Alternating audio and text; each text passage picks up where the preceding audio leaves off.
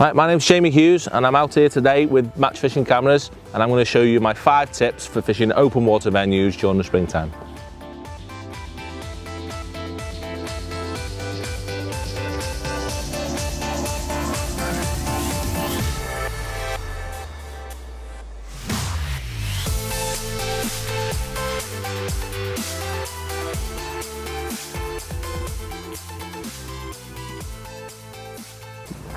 Right, my first little tip for these open water venues is by having a much longer length of line between your pole and your float that you would say when fishing to an island or fishing on snake lakes, fishing smaller venues.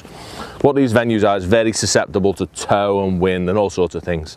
And you also have to often fish quite a bit further out than you do at other places. So the last thing I want to be doing is trying to fish 14.5 metres, 16 metres even, with a tiny little 6-inch line between me float and me pole. It's going to make presentation a nightmare in anything but the perfect conditions. So by having a nice little, or nice big 15 to 20-inch line in between me float and me pole, also by incorporating a back shot into that, which I do with every single rig when I'm fishing on the bottom, it allows me to have a bit of a wobbly pole if there's any wind or anything like that, but still present my rig nicely, keep my float nice and still by sinking that back shot, having a bit of wobble in my line, my float still stays there no matter what the conditions are. So definitely none of these 6-inch lines, 15-inch, that's the way to go. Right, my second tip would be to cover different types of shotting with my rigs. It's no good just having one form of shotting with your rig, i.e. a big heavy rig that just fishes on the bottom, if that's not how they're going to fish, how the fish are going to feed. At this time of year, they're really unpredictable in how they're going to want your feed. One day they'll be following everything through the water, the next they'll be sneaking into your peg and you'll be catching one fish at a time over a tiny amount of bait. So by having 2 types of shotting, if you like, 2 different rigs, one with a very heavy shotting low down and the other with a nice strung out shotting all the way through, I can cover pretty much any form of presentation depending on how them fish are going to feed on the day. Because I'm just going to fish one area, I can understand what's happening with my peg and I can use whichever rig I need to respond to that. Right, my third tip would be, again, not in the winter time, but during the springtime on these open water venues, is to begin with just to fish one line of your peg. It's pointless feeding multiple lines all over your swim and splitting any fish that are likely to feed in your area. So by having one line, say in today's case I've got a nice one line at 14.5 metres, any fish that are willing to feed, that are willing to come to the feed, I'm going to catch them over that one peg. I'm not going to split them up all over the place and reduce the competition over my bait that I'm feeding. Also, talking of competition, by feeding that one line, I'm going to catch a lot more fish because they're going to be competing over that small amount of bait if I've only got one area for them to feed.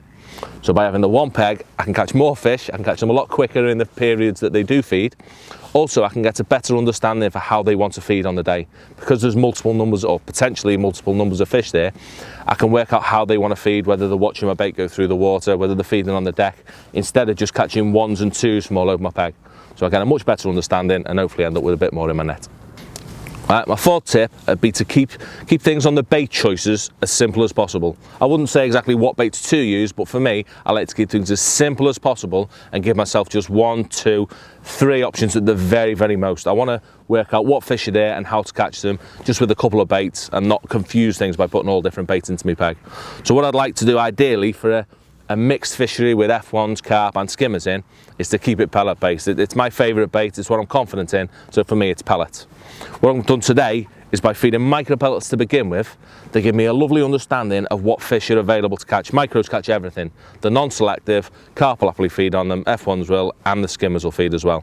So by starting with almost a neutral bait if you like, I can see what's feeding and then I can switch to, or slowly introduce the correct baits that I want to be feeding to catch the right fish that I need to catch to win the match, or what fish are in front of me.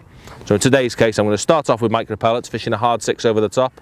If I catch carp, I'll cut out the micros and swap to hard pellets. If I catch skimmers, then I'll swap to an expander and I'll fish for skimmers. So it's all about reading what's going on to your peg, keeping your bait simple, but also keeping your options open so you can switch to what's in front of you. Right, my last little tip would be similar to the shotting, is to keep your rig as active as possible during this time of year. We're past the time where you've got to feed that tiny bit of bait and sit and wait for that 1 or 2 bites during the session. The fish are definitely moving a lot more now. You're seeing a lot more fish topping. They're active, the weather's warming up, the light's getting a bit longer, they're ready to have a chew. But because the water's still so clear, because the fish aren't moving a lot, they're much more likely to watch your bait going through. So by keeping your rig constantly moving all the time, probably In today's case, I'll probably lay it in twice every minute, and that's a full lift out my rig, put it all the way through to get the fish's attention so they see my bait, follow it down. They're not going to be hanging in your peg, eating your loose feed off the bottom. They're just going to be looking at everything that goes down, following your bait and picking those single items up. So by keeping my rig active, by constantly laying it in, sometimes lifting and dropping if I feel there's a fish there, I create a lot more activity in my peg, and it gets a few of them fish to snap at my bait that I wouldn't have caught if I was fishing the wrong rig or my rig wasn't active.